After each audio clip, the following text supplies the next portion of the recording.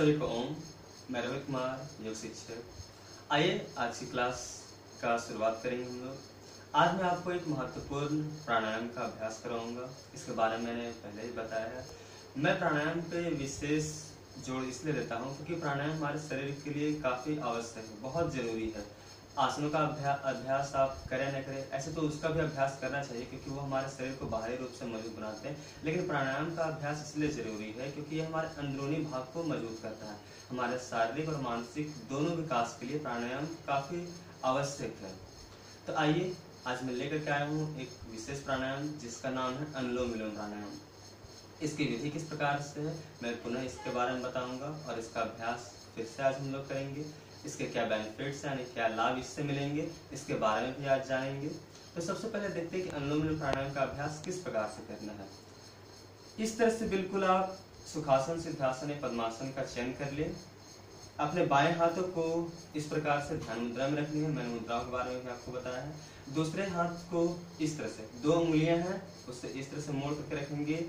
अंगूठे से नासिका के दाहिने भाग को बंद करना है।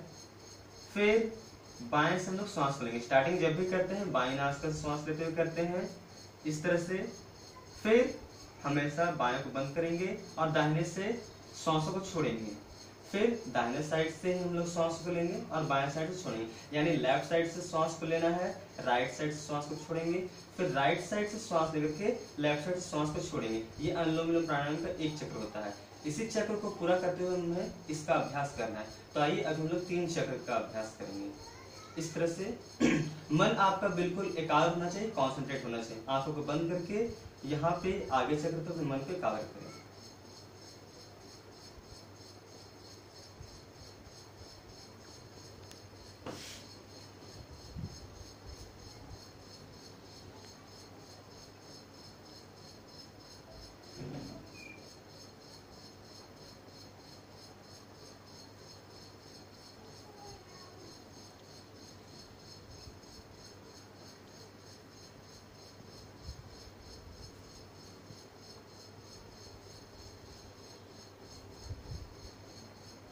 इस तरह से हमने 3 चक्र का इसका अभ्यास किया। आपको कम से कम 10 से 15 मिनट तक इसका अभ्यास करना है।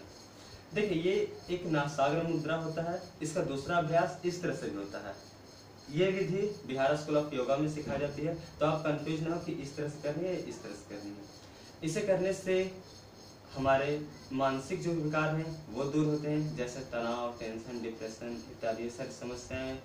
यह हाई पे या लो पे की जो समस्या होती है उसमें लाभदायक है। हृदय रोग से संबंधित समस्याओं में लाभदायक है।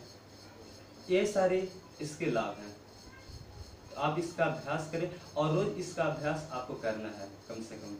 और इसके लिए आपको एक स्वच्छ वातावरण का चयन करना है जिसमें आप इसका अभ्यास करें। जैसे खुला वातावरण होना चाहिए, सुबह के समय होना चाहिए, खाली पेट आप इसका अभ्यास करें। सुबह के समय इसलिए अधिकतर अच्छा कहा जाता है क्योंकि उस समय एक स्वच्छ वातावरण होता है, वायु शुद्ध होती है, तो शुद्ध ऑक्सीजन हमारे शरीर में प्रवेश करेगी तो वो हमारे लिए उत्तम होता है।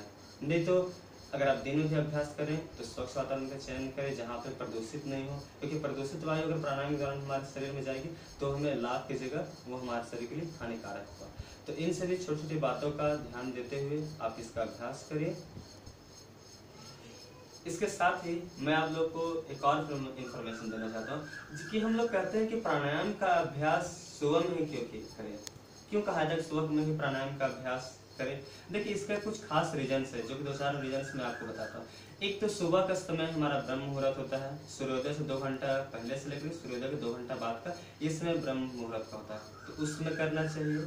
दूसरा कि सुबह का वातावरण बिल्कुल स्वच्छ होता है, प्रदूषण मुक्त होता है। सुबह में और दिन में देखिए हमारे वातावरण में इतना प्रदूषण होता है, ट्रैफिक के कारण, कारखानों के इत्यादि कारण में प्रदूषण होता है, और सुबह के वातावरण में प्रदूषण बिल्कुल नहीं होता है। तो इस समय शुद्ध ऑक्सीजन हमारे शरीर में जाएगी तो हमारे लिए काफी लाभदायक होगा। तीसरा रीजन होता है कि जब सुबह में हम लोग करते हैं, सुबह में उठ करके इसका अभ्यास करें तो उसमें हमारा मन एकाग्र होता है, कॉन्सेंट्रेट होता है। और प्राणायाम और योग में तो कहा जाता है कि मन एकाग्र होना बिल्कुल जरूरी है। दिन में काम करते करते तो हमारे दिमाग में विभिन्न तरह के विचार जो होते हैं वो चलते रहते हैं। सुबह में ऐसा ज्यादा अधिकतर विचार नहीं होते हैं। तो उस समय आप कीजिएगा तो आपका मन बिल्कुल कॉन्सेंट्रेट होगा, एकाग्र होगा। तो इन सभी छोटी छोटी बातों का ध्यान देते हुए आप इसका अभ्यास करें तो इस प्राणायाम का पूर्ण रूप से लाभ मिलेगा। धन्यवाद।